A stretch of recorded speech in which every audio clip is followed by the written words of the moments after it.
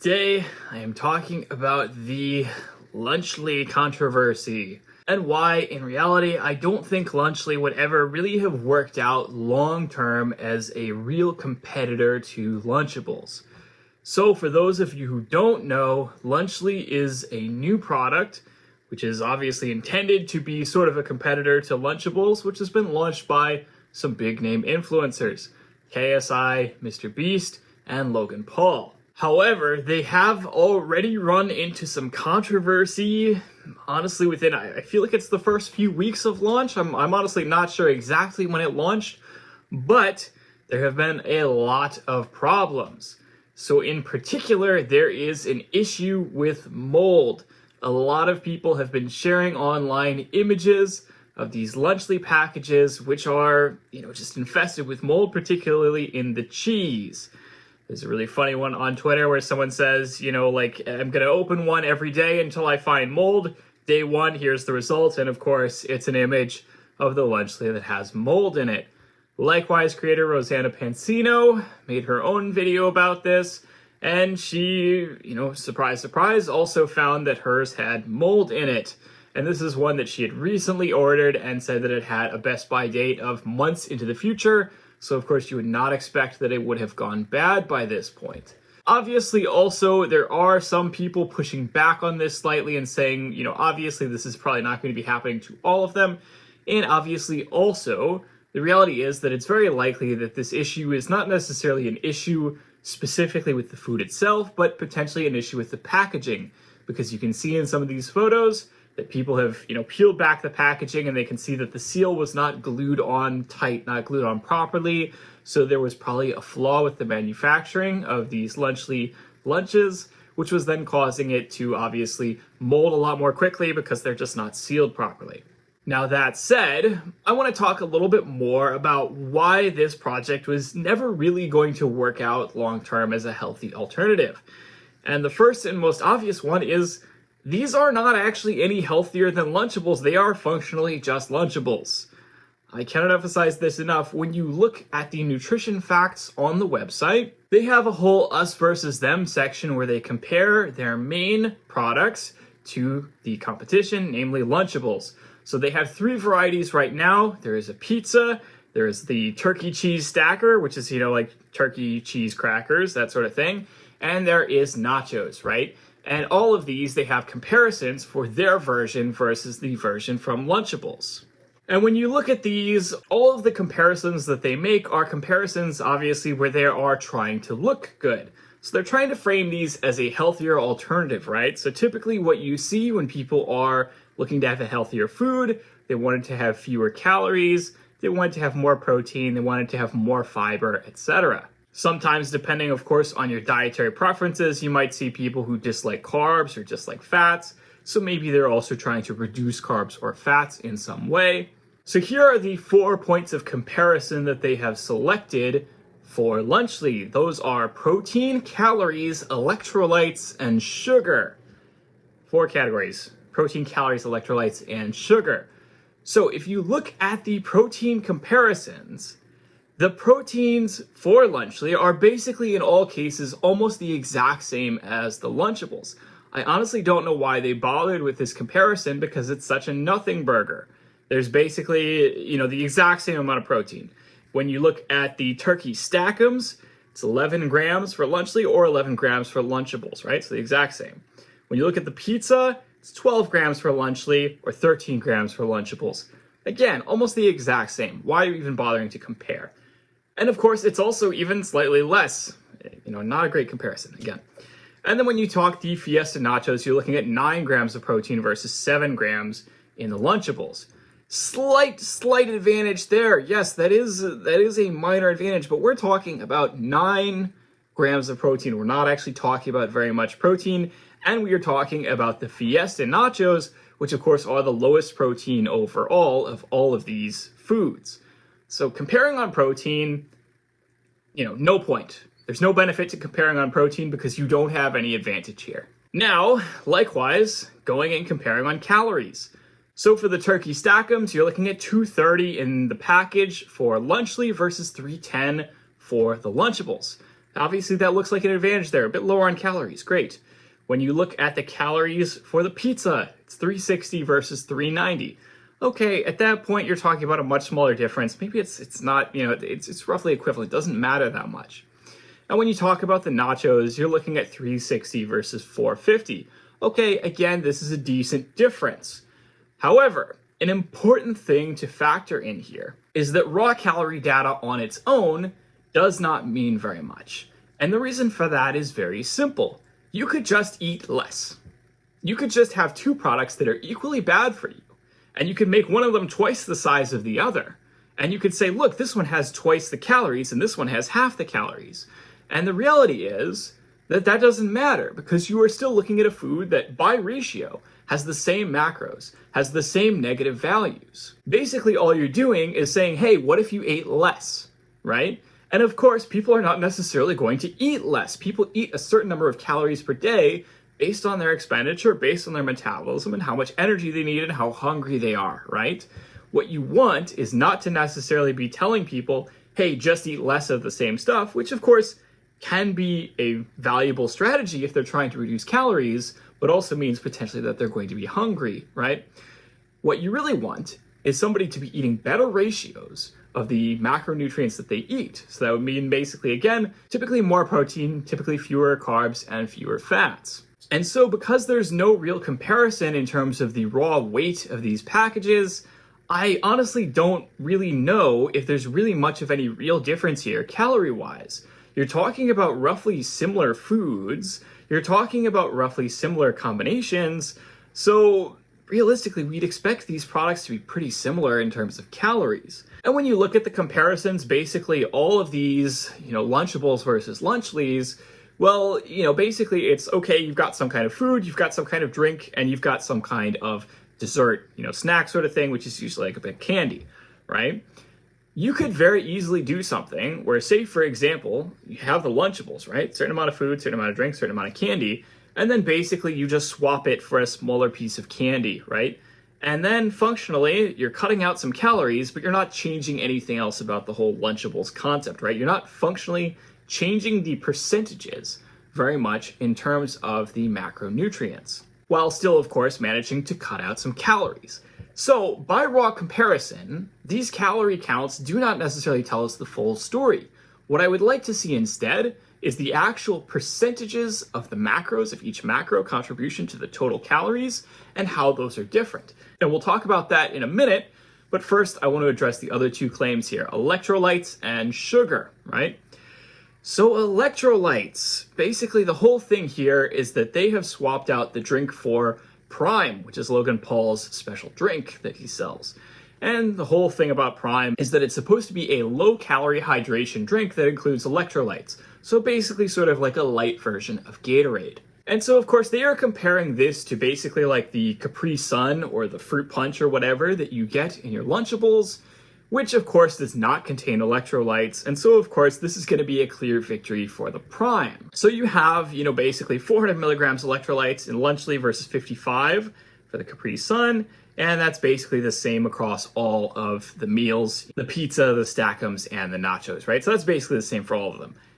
Now, all of this presupposes that people need more electrolytes, which I don't honestly think is really the case. I don't think we really have a malnutrition issue where all of our kids eating their prepackaged lunches at school or whatever are, basically so under electrolyted that it's negatively impacting their health, right? That's not really necessarily the case. The whole point of electrolytes is that they're something that you need to consume when you are sweating a lot, undergoing a lot of physical activity, because of course when you replenish the things that you sweat out, you need to replace not just water but also electrolytes, which are also lost from the sweating process. So this can be useful if you are trying to rehydrate in, say, an athletic situation, which is again what Gatorade was formulated for, and what of course by extension Prime is kind of formulated for. But these are not pitched as athletic meals for athletes. These are not pitched as like a mid-game snack that you have, in between like your track practice or, your football practice or whatever, right? This is pitched as a meal that you sell to kids to just eat as a normal lunch during their school day to replace a Lunchable. So do these kids need electrolytes when they're not actually, necessarily doing a ton of activity? I mean, not really. There's not really any benefit to that. I don't know why you would need more electrolytes in that situation. You could certainly correct me if I'm wrong, if it turns out that you're a nutritionist who knows a lot more about this than I do, but, basically no benefit to feeding kids extra electrolytes in most situations, I would say. So again, silly kind of point of comparison here, obvious victory for Lunchly, but also, does that matter? Probably not. Now, the last one here is the sugar comparison. So the sugar comparison is, just basically the total sugar. And I will say that on this front, Lunchly has a significant advantage. So they generally have a lot lower sugar in all of them. So you're looking at 7 grams versus 21 for the turkey stack'ems. You're looking at 12 grams versus 20 for the pizza. And you're looking at 10 grams versus 22 grams for the nachos. Now, this is something that obviously is going to be a bit controversial when I say it, but we have a lot of research on sugar because people tend to think that sugar is very bad for you. And of course, that leads to, a lot of interest in research on sugar. But actually, basically all the research that we have says that sugar is totally fine, basically comparable to any other carb, so long as you are not overeating on calories, which is the big issue. Obviously, sugar is a very palatable food, which is obviously why we add it to things to make them taste better. And that is why, obviously, also a lot of people have potential issues with eating these foods because these foods are so delicious, they make you more likely to want to overeat them. And that then potentially could lead to consuming more calories than you need to, and then potentially gaining weight. And that could potentially lead to negative health outcomes down the road. But if you are eating a regular calorie intake that is not exceeding your calorie needs, there are basically no negative health effects to sugar. And as we've talked about previously, given that the total calories are roughly the same, given that we don't really know the overall ratios of, your proteins to your fats to your carbs in this meal, you don't actually know if that sugar is necessarily a bad thing, if it's necessarily crowding out other calories that you want to be eating. So, sugar on its own, not necessarily a bad thing.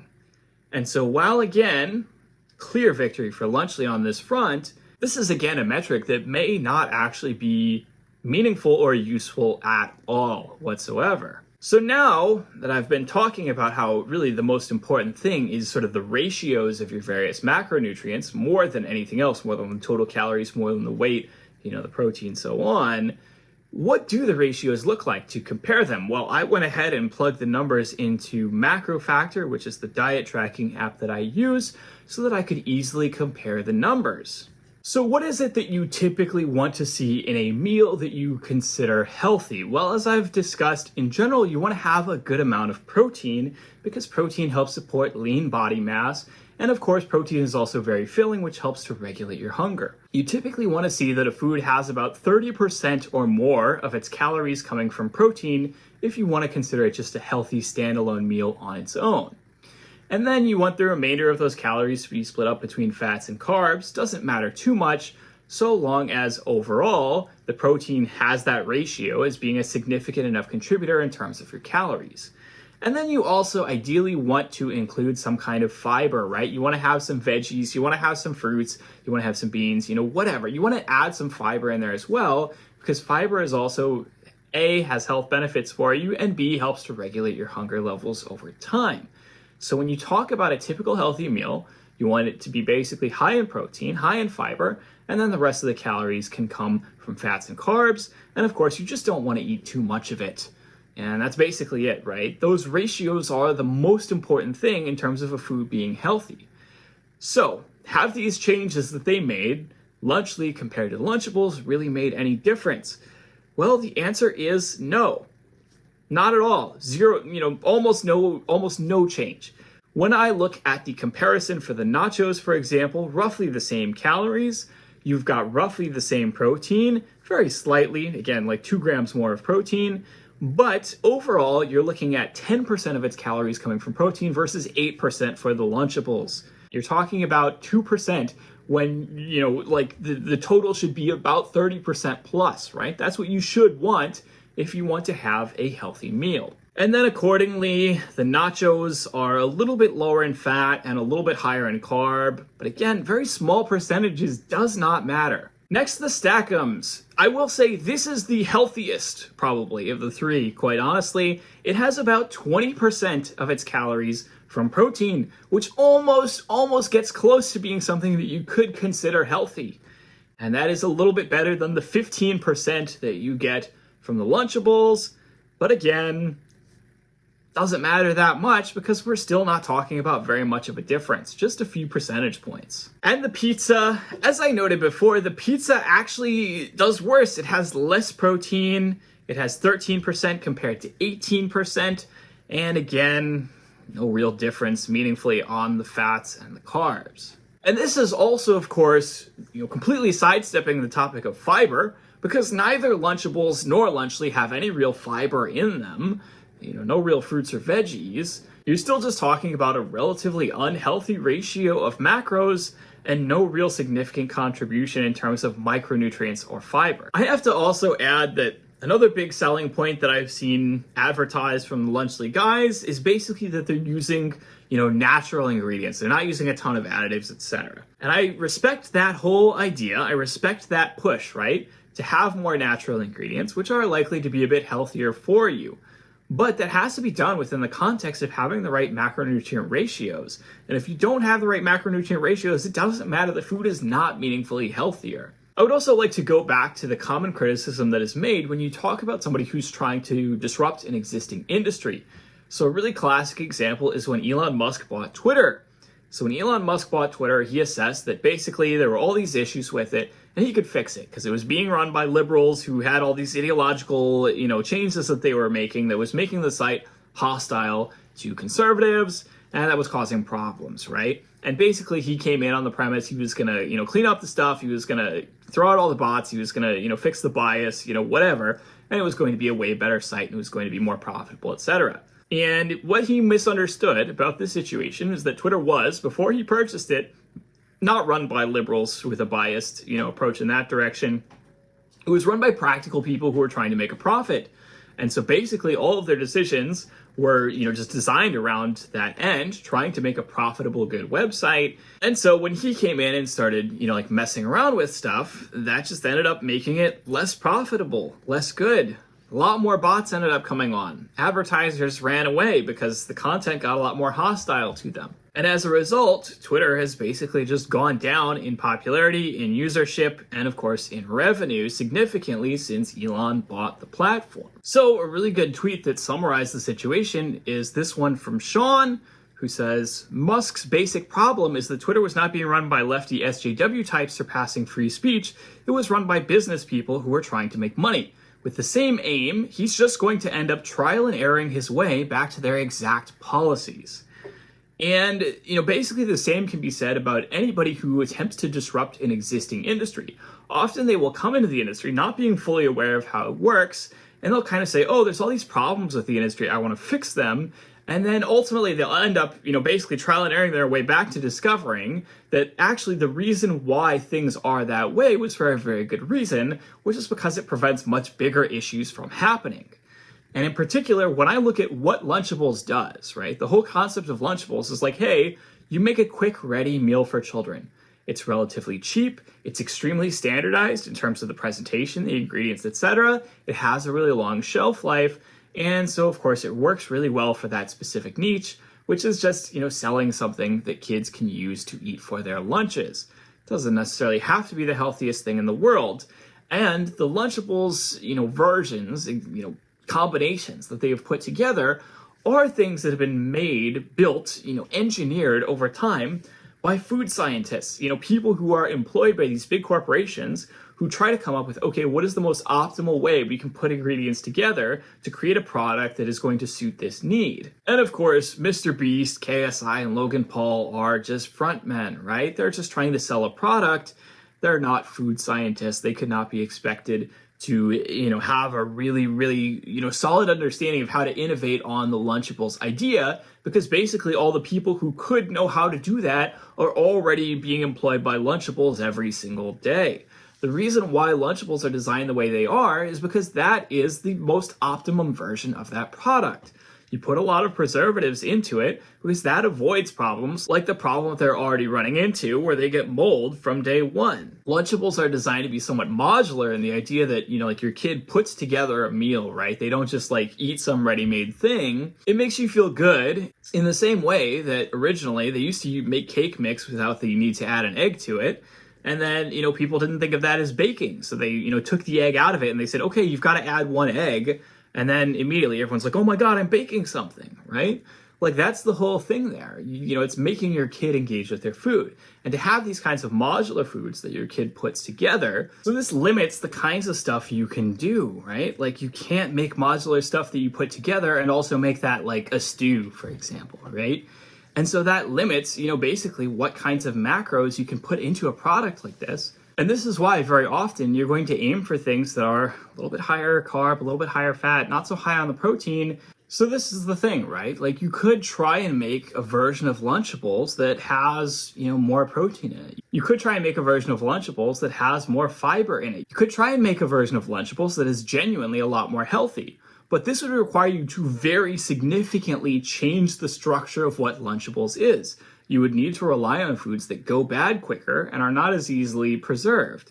You would need to rely on foods that are not as easily just, assembled by hand by your kid and could be a lot messier. And so the end result is that, basically that's not going to get made because ultimately that's not going to work well as a product. A lot of that could be better done if you really wanted those things by hand making your kid some lunch packages. That would be the way better way to create, like a version of this for your kid. And this would never work well as a product because, like whatever you could make that would be healthier like that would much more easily go bad and would be much harder, much less portable, much less cleanable, much less standardizable, and so on. So the reality is that Lunchables has selected this product that works really well in its specific niche, but does have some downsides in terms of it's just not very healthy for kids. And what Lunchly has tried to do is innovate on this pattern by basically providing almost the exact same product with no meaningful changes. Yes, the swap for quote-unquote healthier, more natural ingredients is probably good, but it's not a meaningful difference. Yes, you could add in more electrolytes and you can cut the sugar a little bit, and that could be good, but it's not much of a meaningful difference. Because the real meaningful difference would be if you got kids to eat something that's not Lunchables. That would be really what you're trying to accomplish here. And, that's not what anyone, they're not trying to do that. The folks behind Lunchly are not trying to convince kids to eat different things. They're just trying to swap it out and, of course, make some money in the process by selling a product for themselves. And I do think that there would be a world in which you could do an upscale Lunchable that goes bad quicker, but you would need to do it something where, maybe it's more of a business to business sort of business, where basically you're selling this as, okay, we're going to sell these lunch packages to your school cafeteria, and then, they're going to give it to kids or whatever. And it doesn't matter that it goes bad quicker because, okay, we've got local distribution centers and so we're making these ready-made meals that are much more easily eaten by kids. And also, it doesn't matter so much if they go bad soon because they're just being delivered, straight to the cafeteria every day or whatever, right? Like that would be a business that could work. The problem is that a lot of influencers, a lot of big social media names cannot think in those terms because fundamentally what they do when they try and make a business is monetize on their existing audience. And you take somebody like Logan Paul, KSI, Mr. Beast. These are guys who have a very broad appeal to a very wide audience of mostly consumers. They are not people who are extremely popular with like CEOs of companies, right? They're not people who are extremely popular with school administrators who might decide, what kinds of lunches they buy in the cafeteria for their kids. They are people who are broadly more interesting to kids. And so, of course, they can only sell to kids. They can only make products, in their minds that sell directly to the customers that they have available to them, which is their specific audience. And so you tend to find that all kinds of influencers, they try and make these businesses, they try and launch these businesses. It's almost always a business to customer, a business to consumer product. and they cannot ever think in terms of, a really innovative product for a totally different market, right? And so, of course, this was always going to be, I guess, the natural conclusion to this, which is that they can't genuinely make something that might genuinely change the market by making sort of a business-to-business sort of product.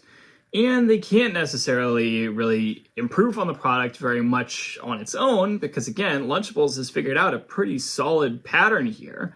And so the end result is basically just that they're making at the end of the day, basically just a slightly different, Mr. Beast branded, Logan Paul branded, KSI branded Lunchable, and that's it. And of course, they're going to have problems also because they're coming into this industry, new, right? Like they can hire all the best people, they can, find all the best people and so on. But it's not going to matter that much if the end result is that they still have problems like this with, mold on day one. So personally, I don't really ever think that this project was really going to go super well. I mean, obviously, like Prime worked out really well for Logan Paul because it's a hydration drink, right? Like you don't have the same quality control issues, I would say, that you have with something like a Lunchables. But yeah, functionally, I think that this was kind of a misstep. It may make money for them, that's fine, whatever. Will it significantly disrupt or change the market? I mean, probably not, ultimately, at the end of the day. Again, I think they're just speedrunning, figuring out why it is that Lunchables are made the way they are. So that is all for today's video. Hope you have enjoyed it. Don't hesitate to leave any hate comments below. Or, let me know what you'd like to see in future videos. Smash the like button, subscribe, smash the notification bell. Have a good week, and I'll see you all next time.